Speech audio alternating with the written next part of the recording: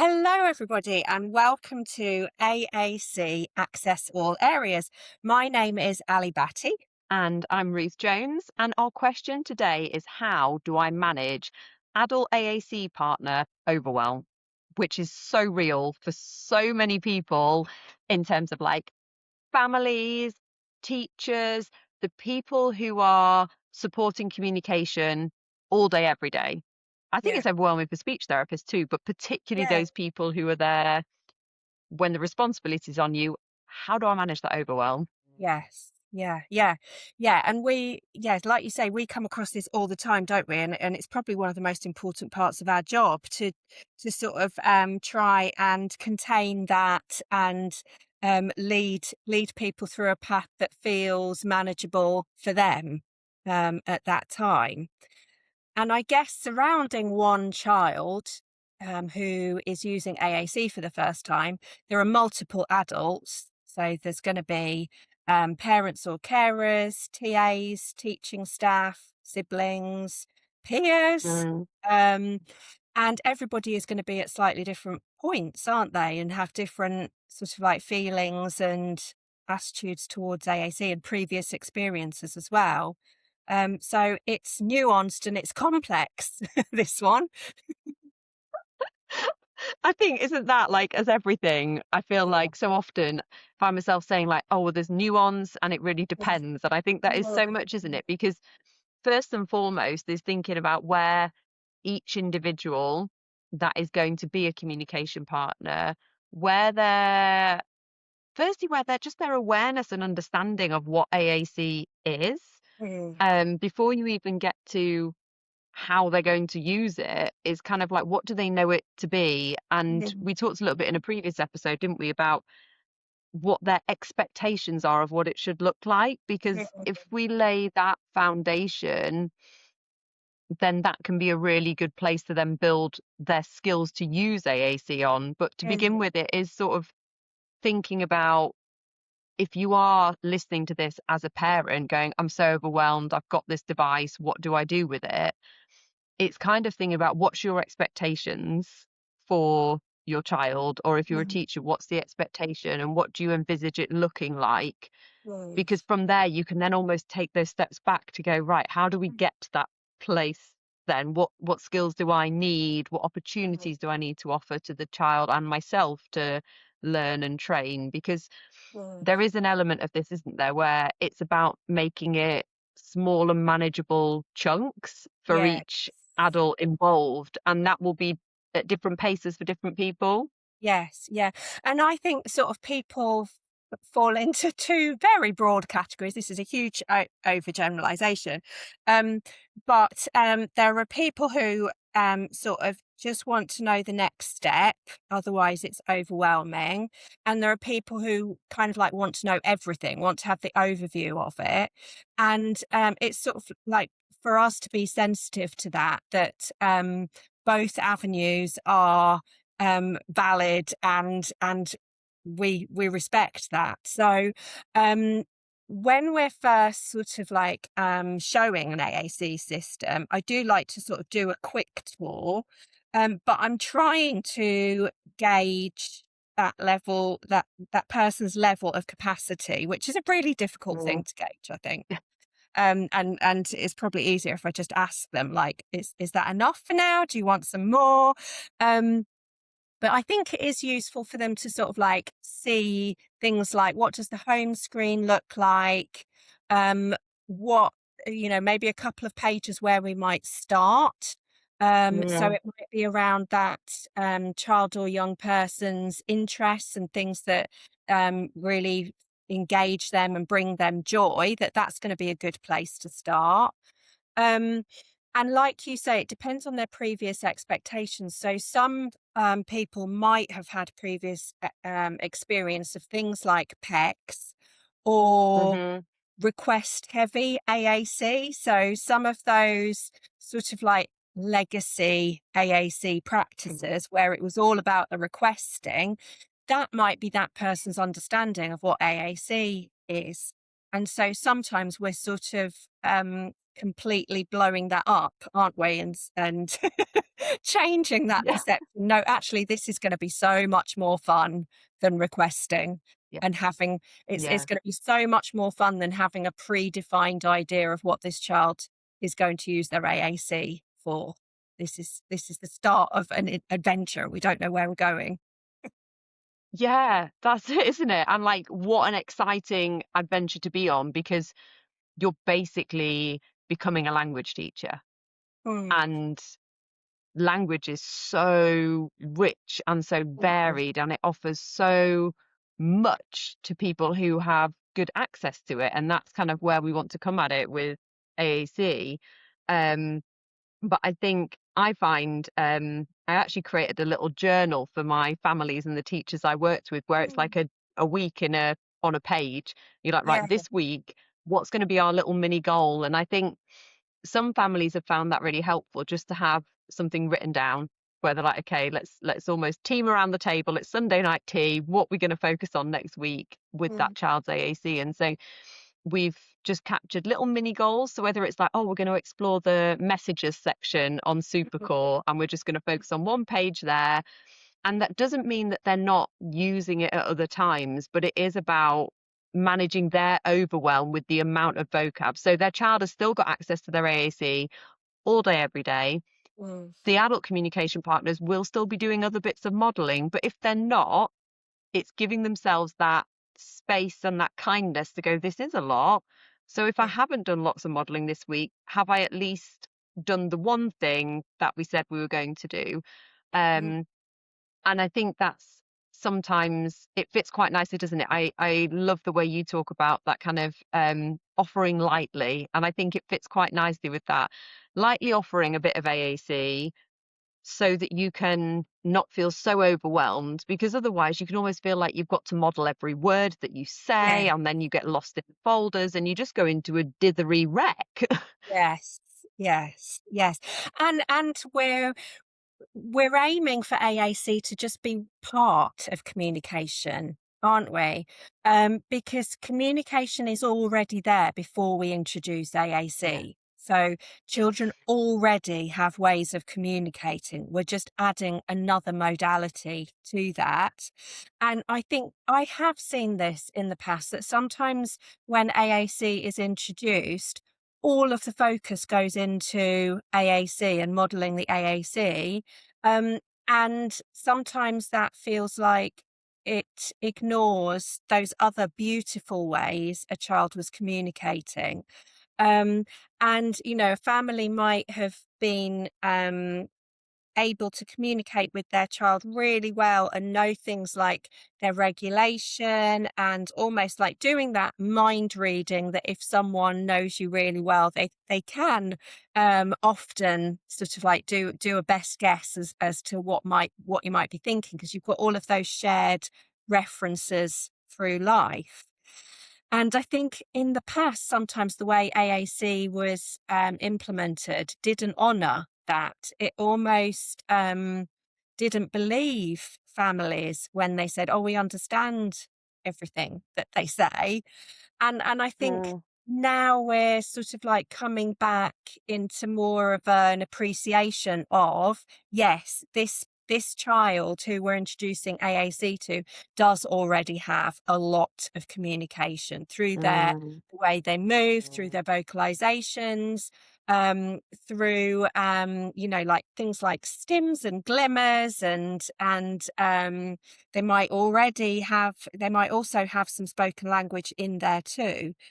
Um, and so we don't want to stop noticing any of those things. Those things are still really important. And there might be times when AAC is not welcome to that child. They don't want to mhm, use their AAC in that moment, and that is fine. I'm sure I've talked before. I'm sorry if I repeat myself on this podcast because I do forget what I've already said. But I think I've probably already said that there are sort of like natural rhythms of engagement and where sometimes AAC suits the moment perfectly and sometimes it doesn't. Sometimes our mm. non-verbal communication suit the moment perfectly. It might be a look, it might be leaning in, and we don't want to interrupt that moment with with AAC if it's not kind of welcome in that moment. Mm, yeah. My brain's gone to two places with what you've just said. One I'm thinking about is a very concrete example. A couple of weeks ago, I was with a student, and lots of the schools in Wiltshire and Somerset closed because of the heat wave. And I was with them for their regular session, and the school was shutting early. So I then was sat with them in the classroom while they were waiting for the transport.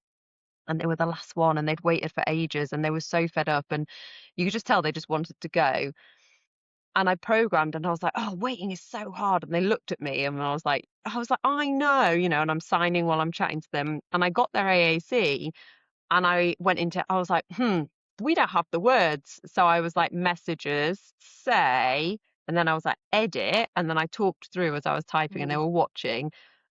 "Waiting is rubbish!" exclamation mark, and I saved it and then pressed it and they looked and then they were getting everybody in the class's attention, all the TAs that were still left because the other students had gone, to be like and say like waiting is hard. And that would Mm. be, that student in particular is the kind of student where they're like, oh, they don't really use their AAC much because all of their other communication is so Yes. brilliant, and their Yeah. multimodal is on it so much that people find it hard to know when to capture those moments. But that was Mm. just one of those beautiful bits where AAC really fit, because that validation I offered with my spoken language and sign meant that they connected with me to go, you see what's going on here. And then when I Mm. gave them the AAC language, which they didn't have in gesture Yes. and vocalization, they were really on it. And the other place my head then went to was thinking back to like my earliest job when I would stand and deliver training around the picture exchange communication system and talk about how we could implement it in classrooms. And I would be that therapist that said, if a child points to something or gestures, and you know what they want, you need to redirect them to their textbook, because somebody somewhere in the future won't know what they want. Or if that thing is not available for them to point to, they need to know there is another way to ask for it. And I just think back now to how many moments of what could have been beautiful, real attuned connection were Mm. lost because of that adult perception, and almost like that overwhelm of, I need to redirect them back to the thing because that's what the Yes. manual said. Do what the manual Yes. said, because I am a robot doing my robot duties. And I think then when you kind of like rip up that manual of whatever it is and go, how can I really honor and affirm? And that's the thing, isn't it? I think to manage your overwhelm is to really think about what communication is. Mm. And I use the word a lot, but that richness, because it Mm. isn't just about putting into practice the AAC. And, we talk, don't we, sometimes about modeling without expectation. And I think that can in itself be quite an overwhelm. But what do I model? When do I model? How do I model it? And we've Yeah. talked about that in previous episodes. And so I think it is just about noticing what's showing up for you when you're feeling overwhelmed with AAC. Why is that? And is it because you don't have a tangible goal? And I Yeah. don't mean like a smart target goal. I mean just the thing Yeah. to focus on to help Yeah. reduce the overwhelm. Is it because you have kind of, your child is not necessarily responding how you expect them to? And do you need to maybe challenge what your expectations are? There is so much about being a communication partner generally, but specifically with AAC, that is Mm. about our own awareness of ourselves and our Mm. regulation and our learning, and almost like Mm. being attuned with ourselves. Yes. Yes. Yes. And I think as well, it is helpful to have a speech and language therapist on board if that is possible, Mm, because I wouldn't expect parents and teachers to have that sort of like granular knowledge of what is language versus what is yeah, communication, um, versus speech. So most people get those, like what is the difference between speech and language? So speech is the mechanics of how do we get the words and the phrases that are in our head out using our mouth, lips, tongue. Um, so that's just one tiny part. And language is the actual what's going on at a brain level with what are the words that we need? How do we put the words in the right order to make a phrase and a sentence. So that would be grammar. So we've got vocabulary, we've got grammar, and we've got why we communicate. Like, so sometimes that's called the pragmatics or communication intention. So there's kind of like three broad strands that I would be thinking of. Um, and that wouldn't have occurred to anybody else probably, but a speech and language therapist. So sometimes it is really useful to have someone on board who can guide that journey a little bit and think about, okay, what vocabulary might your child be interested in? How could we put that vocabulary into a couple of short phrases? Or if you've got a Gestalt language processor, go back to previous episodes if that is a new term. But if you're working with, or your child is a Gestalt language processor, we might want to start with phrases rather than single words. And the Mm. place that I really, really like to start is, what are the reasons for communication? So those communication intentions. And we really want to be very person specific or child focused in thinking, what would they delight in using this AAC? What would they find fun and engaging?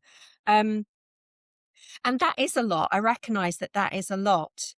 So having someone to sort of like coach you, or you know, guide you through that process, I think is really helpful, whilst also recognizing that a lot of people don't have access to speech and language therapy. And that's kind of why you started this podcast, Ruth, wasn't it? So that we can sort of talk you through things.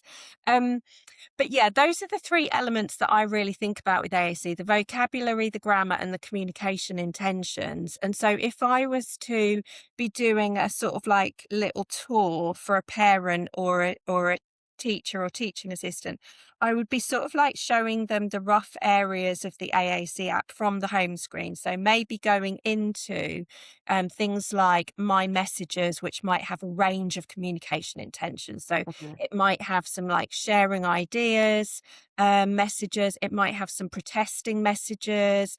It might have some self-advocacy messages. And then I would be thinking about the vocabulary. So we might go into topics. So most AAC apps would have some sort of topics area where you've got things like your food and drink, your animals, transport, clothes, parts of the body. Um, and then I would be thinking about showing them, how can we build phrases, like either word plus word type phrases, or if we're thinking about a Gestalt language processor, having some pre-made phrases there that we hope are going to Mm. appeal to them.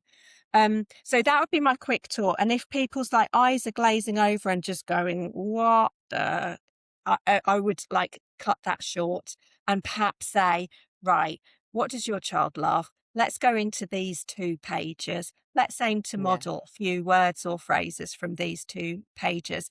And then the next time we talk, we'll find out how that's gone. And we might have a couple more that we'll explore. Um, Yeah. so yeah, that that is how I often approach things if I'm sensing a bit of overwhelm. Definitely. And I think it's important, isn't it, that we recognize that not everybody will have access to a speech and language therapist to support with this, but that, um, I think we both advocate, don't we, that if you can't get a therapist on board, that doesn't mean don't do it. Equally, it's sort of managing your own sup support network, isn't it? And finding other people. I think that's one of the there are dangers around social media and some of the information that's shared around autism support strategies. But I also think there is so much good that can come from, if you are going it alone because you don't have financial privileges to pay a therapist, or in your local area there isn't kind of a access to therapy through independent or through, sort of healthcare services. Or even I've got some children who are in special schools, but their SLT service there can't provide Mm. AAC. So whatever your journey is with speech and language therapists, I think finding a network of people where you can listen and you can learn, not compare, because that is the thief of joy, but kind of listen and learn from other parents and teachers who are thinking about how do they embed and integrate AAC. Um, as I say, it's kind of knowing what are you seeing, and how do you know if what you're seeing is a good way of doing it and not so good? And that is where speech therapists come in, with a particular set of knowledge and skills that we have, to add to the knowledge and skills of the other people that are in that child's life. But Yes. I think there is something about community and network with AAC, um, and whether that's even at a family level. I've met with Mm. families where it's been that initial AAC, we want to set it up. Do you think it could work for our child? What does that look like? And I've met with grandparents with the parents, Mm. and we've all talked about it together. And so I think looking at who else in your family could be a little AAC ally. So when Yes, it is feeling a yes. bit much, you might not have a speech therapist on speed dial, but you maybe have your parents or Mm. your siblings who are your child's uncles and grandparents that you can be like, "Oh, they did this today," or "Oh God, it Yeah. felt a bit much," or "I don't think I did enough today." So you're Yes. sharing the load together. Yes. And the beautiful thing about having different people involved in an AAC journey is everybody will bring something different because Mm, they will have different ways of interacting with that child or young person and different interests that they share with that child and young person. So, like one person might really love physical play. So they might explore the actions page. Another person might enjoy baking with that child or like doing messy play or something. So they will explore some different pages.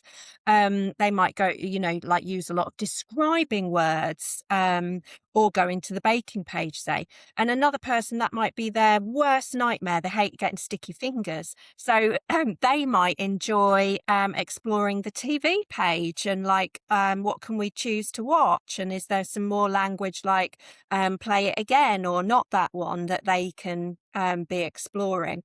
So there is a real beauty in having lots of different people doing slightly different things and adding to that richness. And I loved what you said, Ruth, about finding out about other families, because that can be a real source of inspiration, can't it? Like there are yeah.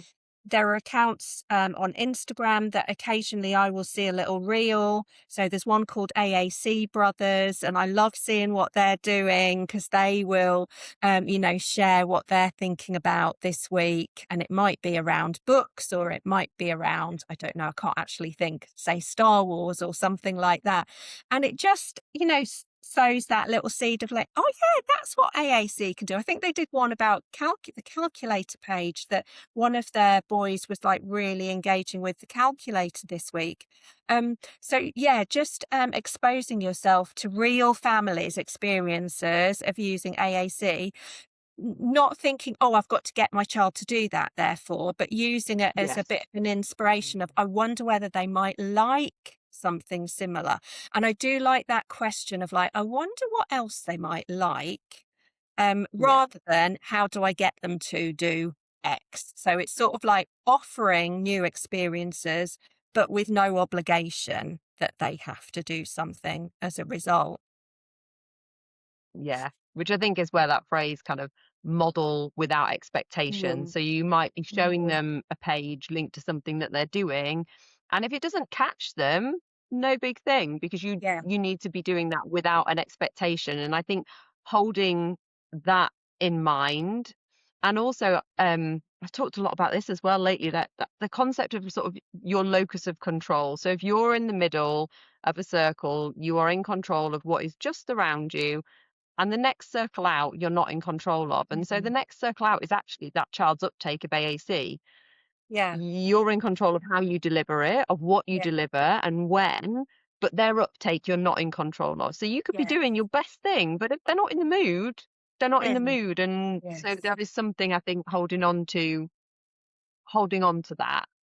Yeah. Um Yes. that feels And we important. want to be sensitive to when they're not in the mood, because Yeah. that will only sort of like build that connection and trust in us as communication partners. If we were to sort of like carry on relentlessly modeling and they're really giving us strong signals like not right now, we Mhm. potentially are going to break that trust in us as attuned communication partners and reduce their interest in AAC. So it is sort of like really I suppose monitoring their levels of interest and responding accordingly.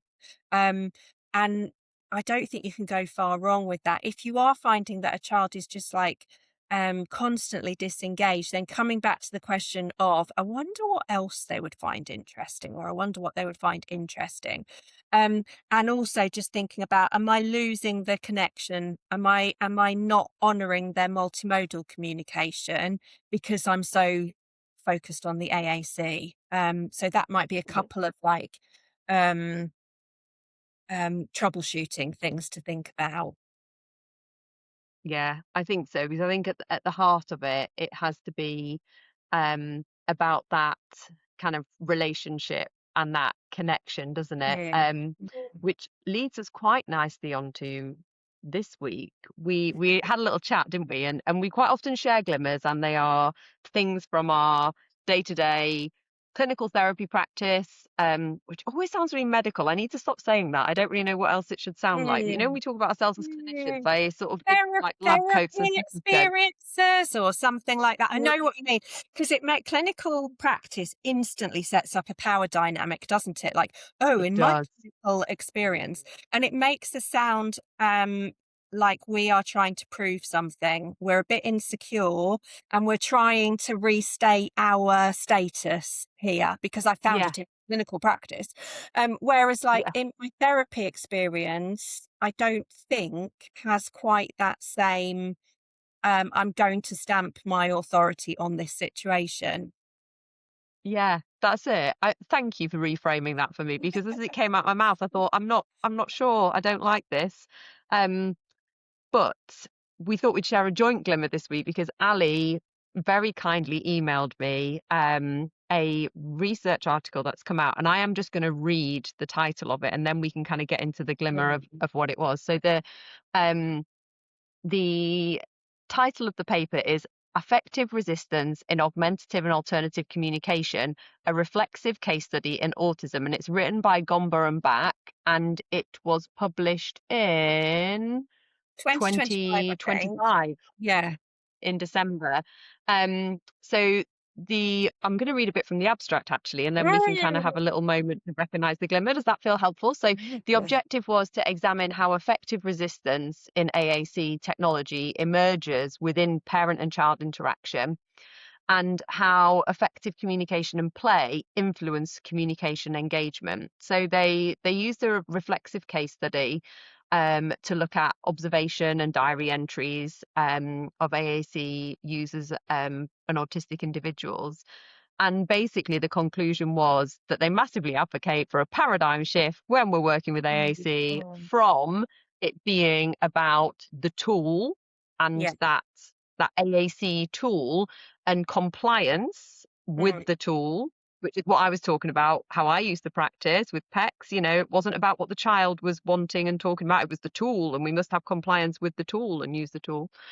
And they basically found in their kind of study, and they're now advocating for a shift that we contribute to AAC discourse by integrating embodied caregiver experience with communication theory. And I think that so beautifully aligns with what we've been talking about today. But I think perhaps for other people, we know what we're hearing when we read those words. yes, yes. So the title in itself, so it's called affective resistance. What does that mean? Because it affective with an A. It was basically what when a child pushes away an AAC device or system. So they are rejecting that, and historically in speech and language therapy, that might be seen as a negative and the child's problem, like they're not Hmm. ready for it. I've heard a lot, but what one of these authors, who is also a parent of a child using AAC, has said is that they now see that as a positive communication act. That child was saying, no, this isn't the right communication mode for me right now. I was just busy leaning into your body and getting some co-regulation, or I was busy copying your faces or copying your vocalizations and having fun with you on a sort of like bodily level, non-verbal level. And then you have just interrupted that connection. by refocusing my attention onto the AAC device, and that was not what I wanted. So now I'm going to push it away. So they're sort of talking about these instances where that happens, and they're reframing that not as a negative but as a positive, that that child is able to express that. So in that moment their communication intention is protesting and self-advocacy. And I think it's really interesting that they're sort of like noticing what happens in real life. This is the joy of having a parent and researcher who can say this is our lived experience of what happens when Mm, you push an AAC system and forget about all the beautiful multimodal communication that's happening. And so they are adding to our awareness of, we don't want to do like talk programs where we learn about nouns and then we learn about verbs and then we learn about adjectives, and we do core words in this order. First we start with more and then we go with look or go, and we always do it like that. They're basically saying, please don't have a predefined list of skills that you're going to tick off in the same order for every single child or young person. This has to be personalized for what this individual is interested in, and it has to respect the multimodal communication alongside. mm.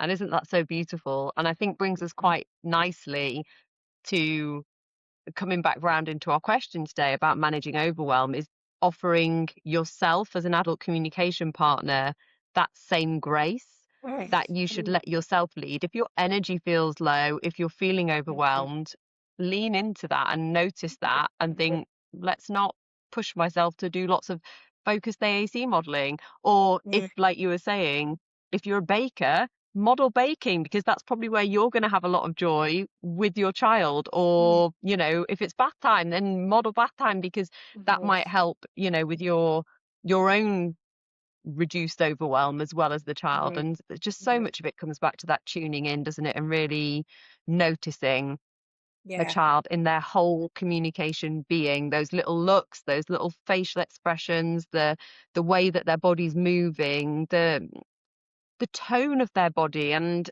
that's Mm, quite a difficult thing to describe, but like mm, we talk about tone of voice and picking up on like that, but actually I think with some non-speaking children you can almost tell their tone by the speed of a movement, the force of a mm. movement, the gentleness of a movement, all of those things. So Yes.